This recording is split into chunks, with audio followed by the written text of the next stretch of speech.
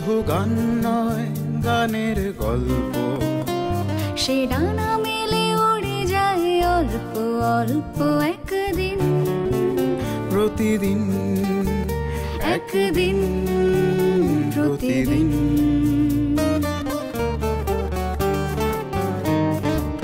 কেন সে গান গায় সে কথা অজানা, সে সর সন্ধির সন্ধিতে নিশানা। কেন সে গান গায় সে কথা অজানা, সে স্বর সন্ধির সন্ধিতে নিশানা। সে কাকে ডাকে কে মনে রাখে, আলো ছায়া মাখা হারানো দিন। সে শুধু গান নয়, প্রাণের স্পন্দন, যার কথা মালা হয়ে ওঠে চন্দন সুবাসে প্রতিদিন, একদিন প্রতিদিন।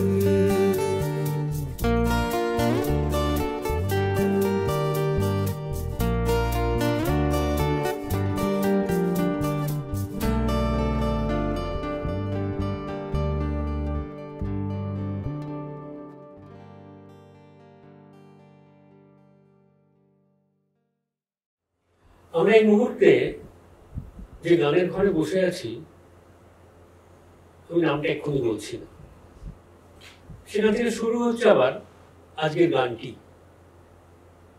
শুধু আজকে নয়, আজ, কাল এবং আগামীকাল। উনি যে গুরু সেটা বলে দিতে হয় না, কিন্তু গুরু হলেও শান্তনুদা একেবারে গুরু গম্ভীর নন, তাই তো? ভুল বললাম না? চেষ্টা করি না হওয়ার।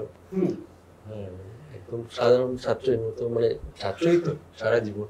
আমরা যেন আপনার এই পথটা অনুসরণ করতে পারি। তাহলে একটা আলাপে ছিলাম, আমরা একটু আগে একটা আলাপে ছিলাম, একটা ভোরের রাগের আলাপে ছিলাম।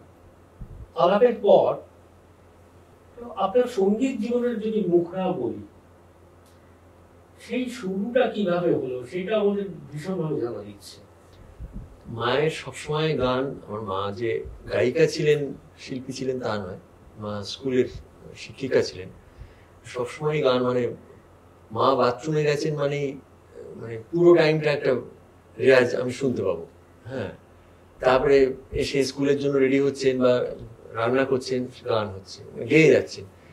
এইটা আমাকে মানে একটা নিত্য সঙ্গীর মতো সবসময় আমাকে খুব মানে কোম্পানি দিত, আমার প্রচন্ড ভালো লাগতো সেটা। আর আমার ওপর নির্দেশ ছিল যে রেয়াজ করতে হবে, সেইটা খুব একটা যে মানে টাইম ধরে অতটা করতাম তা না। আমি মা যখন ফিরতো সেটা জানি যে কখন ফিরবে, ওই রিক্সার আওয়াজটা মোটামুটি একটা দূর থেকে পাওয়া যেত। সেই সময় আমি একটু মানে রেয়াজটা বেশি বেশি একটুখানি দেখাতাম আর কি, তো অনেক রেয়াজ করছি, সেটা কমই করতাম রেয়াজ, কিন্তু ভালো লাগতো পুরো জিনিসটা, গানের অ্যাম্বিয়েন্সটা মার জন্য। আর বাবা তো বটেই, এবং মামা বাড়ি পাশেই ছিল, মামারা আসতেন সবসময়। এই সেই HMV ফেসটা পপুলার, ওই রেকর্ড প্লেয়ারটা ছিল। হ্যাঁ, আর তাতে আমি একটুখানি একটু গাইছি ছোটবেলায় যেগুলো শুনতাম। অবশ্যই অবশ্যই। মানে শয়ন স্বপন এগুলো চলতো, মানে সব সময় রেকর্ড প্লেয়ার চলছে সবসময়, মানে অন্য কিছু চলছে না। যদি গান কিছু চলে, হয় মা নিজে গাইছেন সবসময়, আর নাহলে রেকর্ড চলছে, আর এইগুলো চলছে।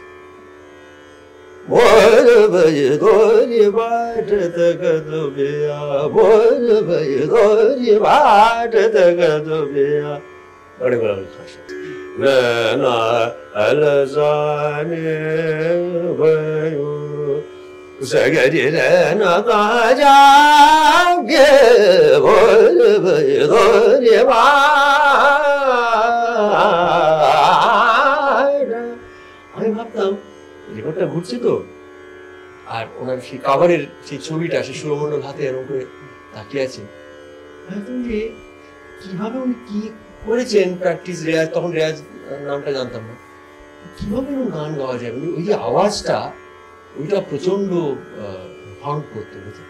যদি আমরা ভাবি যে প্রায় মাতৃগর্ভ থেকে শুরু আপনার গান, মা চাইতেন তো নিশ্চয়ই। এটা একটা অদ্ভুত মানে ঐশ্বরিক বিষয় যে, এবং ওইটুকু বয়সেই কি আপনার রাগ সঙ্গীতের সঙ্গে প্রীতি এবং সম্প্রীতি গড়ে উঠলো? সেইটা একেবারেই তাই। তার কারণ হচ্ছে পাশাপাশি দুজনের রেকর্ড প্রচন্ড চলতো। একজন আমির খান সাহেব, গোলাম আলী খান সাহেব একজন মানে রাউন্ড দি ক্লক চলতো রেকর্ড, আর আমির খান সাহেব রেকর্ড চলতো, আর রবিশঙ্কর রেকর্ড চলতো।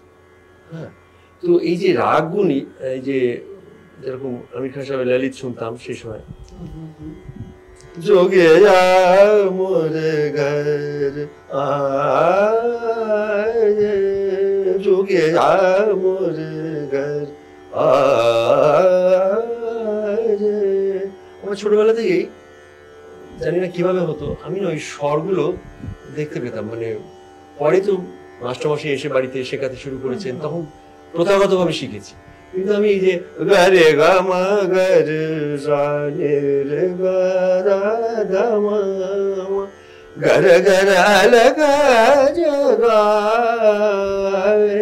যোগে মোরে ঘর, তো যেরকম ওই গানের একটা অ্যাম্বিয়েন্স ভেতরে তো তার প্রভাব ফেলতোই।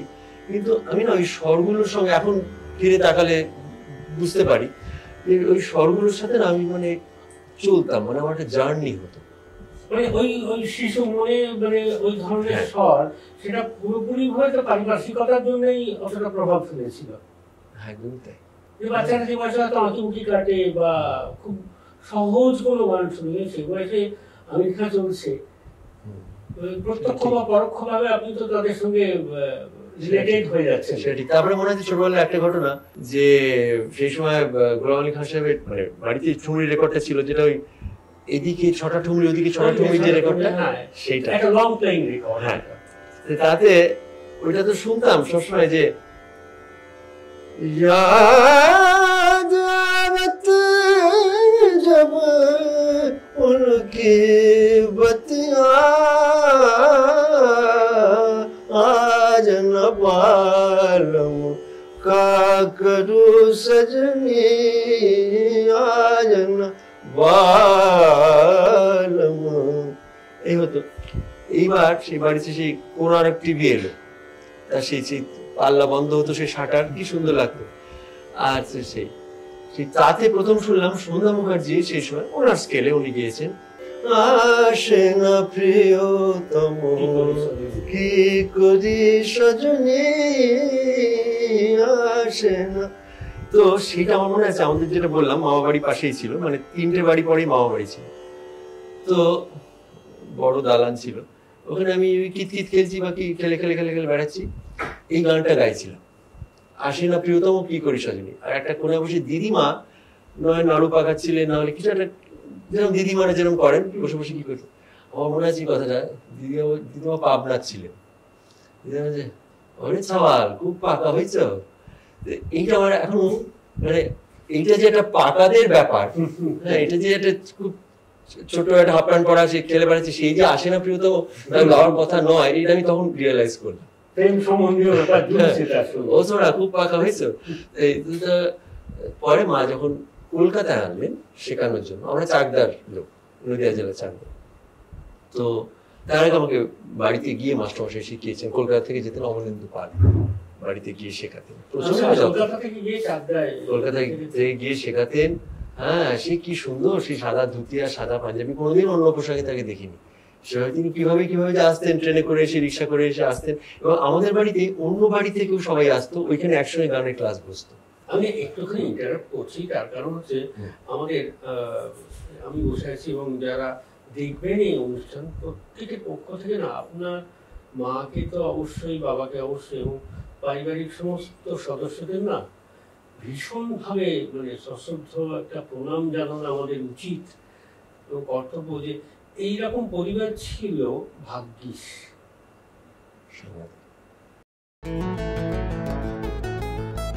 গান গানটি গান গানটি গানটি গান গানটি। এবং দেখুন আমি ওইটা বলে তারপরে বলছি যে মাস্টারমশাইরা আসতেন, অমলেন্দু পাল আসতেন শেখাতে। তারপরে চাকদাতেই মাস্টারমশাই রয়েছেন, সেটা পরে আস্তে আস্তে খোঁজ পাওয়া গেল বিশ্বদেব ভট্টাচার্য। ইনি সালামত আলী খান সাহেবের কাছে ইনি 14 বছর থেকে ওখানে সেই পাকিস্তানে থেকে শিখে এসেছিলেন। তার বাড়িতে সেই আমলে পাকিস্তানে চলে যাওয়া সব বাড়িঘর তো ছেড়ে সেখানে থেকে উনি শিখে এসেছেন বিশ্বদেব মাস্টারমশাই। তিনি চাকদারি মানুষ, তিনিও বাড়িতে এসে শেখাতেন। আর তার সেই একটা ওস্তাদ চেহারা ছিল, হ্যাঁ, পান খেতেন আর সে টকটকে ফর্সা চেহারা। হ্যাঁ, তার মেয়ে এখন সবসময় আমাদের সঙ্গে যুক্ত, সবসময় আমার খুব ভালো লাগেছে তাদের ঘরের মেয়ে।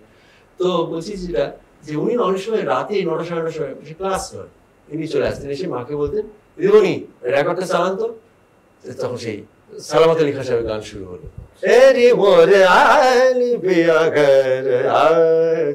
এইসব তখন শুনছি। হ্যাঁ, তো এইসব শুনে শুনে শুনে শুনে আমার একটা ভেতরে একটা মানে একটা ওস্তাদি ওস্তাদি ভাব, হ্যাঁ, সেটা বুঝতাম। পরে যখন কলকাতায় মা আনলেন শেখানোর জন্য সুখেন্দু গোস্বামীর কাছে, লেক মার্কেটে সর্দার শঙ্কর, তো মা একদিন ওনাকে বললেন যে আপনি যেগুলো করিয়ে দেন এত সুন্দর, আপনি গুছিয়ে সব তৈরি করে ওকে শিখিয়ে দেন, ও না ওরকম করে করে না, ও বাড়িতে ঠিক আপনারটা ফলো করে মানে ওকে সেটা বলুন, ও তো ও কিরকম একটা নিজের মতো করে করে, তাহলে তো হচ্ছে না তো তাহলে সেভাবে।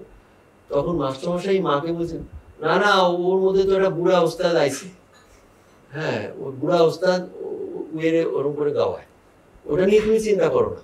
মানে মাস্টারমশাই কতখানি মানে লিবারালি ব্যাপারটা দেখছেন যে উনি বলছেন না যে না তাহলে তো হবে না, এই স্বরলিপি ধরে তো কিভাবে উনি এ করেছেন। এবং মাস্টারমশাই এতই আমাকে মানে স্বাভাবিকভাবে বাড়তে দিয়েছেন, আমি মাস্টারমশাই জায়গাটা অতটা বুঝতে পারিনি। কিন্তু এই যে গানে পুরোপুরি আসতে চাওয়া, এইখানে একটা বড় ঘটনা হচ্ছে মাস্টারমশাই চলে যাওয়াটা। মাস্টারমশাই চলে গেলেন 83 সালে, 78 থেকে আমি শিখেছি, 83 সালে। আর সেদিন টিভিতে একটা অনুষ্ঠান হচ্ছিল, খুব পপুলার ফিল্ম স্টার, তিনি এখনো আছেন, তিনি ইন্ডোর স্টেডিয়ামে এসেছিলেন, নাচ গান হয়েছিল। আমার তো সেটা প্রোগ্রাম দেখতে যাইনি, কিন্তু তারপরে সেটা টিভিতে তার 1 মাস পরে সেটা দেখাচ্ছিল, সেটা আমি দেখবো, সেটা আমার দেখার খুব ইচ্ছে যে বম্বে ফিল্ম স্টার এসছে, নাচ গান। আর মা স্কুল থেকে বেরো, মা চাকদায় যেতেন, তখন আমরা কলকাতায় চলে এসেছি, কলকাতা থেকে মা 3.5 ঘন্টা ওয়ান ওয়ে, 2বার ট্রেন চেঞ্জ করে মা চাকদায় যেতেন। মা চাকদার স্কুলের টিচার ছিলেন, মা প্রেসিডেন্ট অ্যাওয়ার্ড পেয়েছেন বেস্ট ন্যাশনাল টিচারের। কিন্তু কলকাতায় আবার ফিরে এসে আবার আমাকে গানের ক্লাসে নিয়ে যাওয়া, ট্রামে করে এ করে সব সেই করে এসে দেখে আমি তখন রেডি নই। এই কি মাস্টারমশাই একটু অপেক্ষা করছেন, তুমি এখন তাড়াতাড়ি করো না, আমি যাবো না, আমি টিভির এটা দেখবো। মা খুব রেগে গেছো, বুঝতে পারছো না কি তুমি কোন ভ্যালু তুমি মানে ছেড়ে তুমি এটা দেখার জন্য বসে আছো, হ্যাঁ, তুমি বুঝতে পারছো, চলো। মাসি টানতে টানতে আমি খুব মানে ইচ্ছার বিরুদ্ধে সেদিন গেছিলাম, গিয়ে মাস্টারমশাইকে দেখতে পাইনি। সেদিন সকালে মাস্টারমশাই চলে গেছে, আর বাড়ির সামনে ভিড়, হ্যাঁ, সমস্ত একদম সর্দার শঙ্কর রোড, জনক রোড ভর্তি। তার মাস্টারমশাই দেহটা এলো, আমরা বাইরে দাঁড়িয়েছি, তখন আমি ভেতরে গেলাম, মাস্টারমশাই দেহটা, ওই দেহটা দেখ, ওই যে মাস্টারমশাই এলেন আর তাকে দেখতে পাবো না, তখন আমি প্রথম ভ্যালু বুঝলাম যে কি শিখেছি এতদিন ধরে, এই মানুষটা কি ভালোবাসতো আমাকে। তখন থেকে আমার এইটাই আমার মানে বলতে পারেন মিশন বা যাই, ওইটা একটা টার্নিং পয়েন্ট ছিল। এমনি শুনতাম মাস্টারমশাই অসহযোগ আন্দোলন করেছেন, জেলে বসে জেল খেটেছেন, জেলে বসে ইতিহাসে এমএ পাস করেছেন, তখন তাদের খুবই সেগুলো উদ্বুদ্ধ করতে হবে। কিন্তু এই মাস্টারমশাইয়ের কথা শোনা বা সে অনুযায়ী রেয়াজ করা 2 ঘন্টা 4 ঘন্টা, সেইটা এইটা বলছে আমি হচ্ছে 83 সালে মানে তখন মাধ্যমিক দেবো, তারপরে 84 মাধ্যমিক, কিন্তু সেই সময় ক্লাস 10।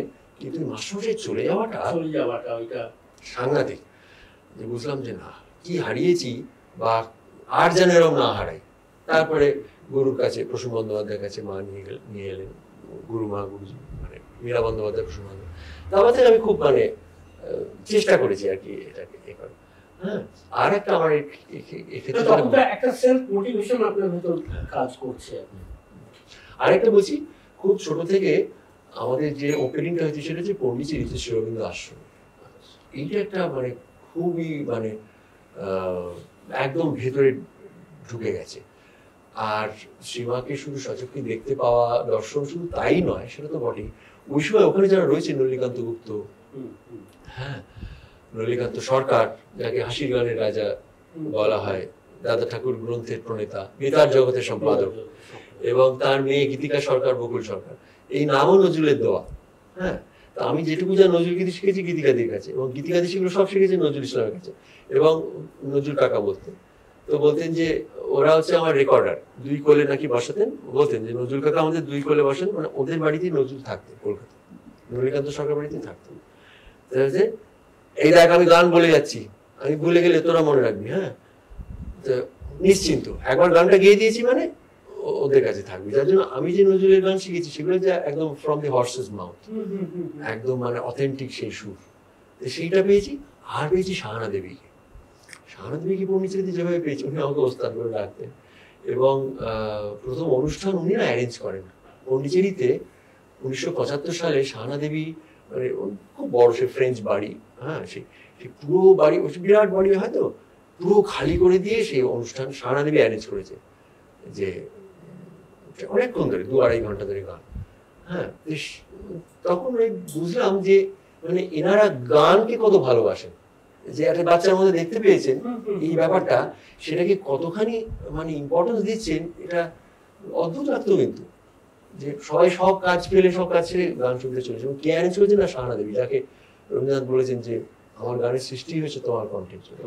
এবং শাহানা দেবী পরবর্তীকালে তো ভীষণ ওই হয়ে গেল, সবসময় তার কাছে যাচ্ছি, আর আমাকে চিঠি পড়াতেন, এ নাও ওই দেখো মানিক চিঠি পাঠিয়েছি, পড়বে? হ্যাঁ, মানে সত্যিটা চিঠি পাঠিয়েছি, শ্রদ্ধেয় জুনি পিসিমা বলে, সেই সত্যিটা একদম অন্য সত্যিটা, একদম ঘরেলু ঘরোয়া সমস্ত খবর এখানকার সব আপডেট দিচ্ছেন পিসিমার কাছে, সে একটা অন্য চিঠি। কিন্তু চিঠির পর চিঠি আমি পড়তাম। তারপরে গজল যা যা শিখেছি শাহানাদির কাছে বসে, সেগুলো হচ্ছে মন্টু বাবুর অরিজিনাল খাতা থেকে। হ্যাঁ, ওটা বলছে যাও ওখানে মন্টুর খাতাটা আছে, ওটা নিয়ে এসো। সেই দিলকুমারের সেই খাতা, তার নোটেশন সমস্ত করা আছে সেখান থেকে।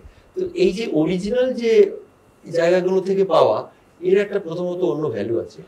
আর হচ্ছে যে এদের সংস্পর্শ সান্নিধ্য পাওয়া, এটা অনেক জন্মের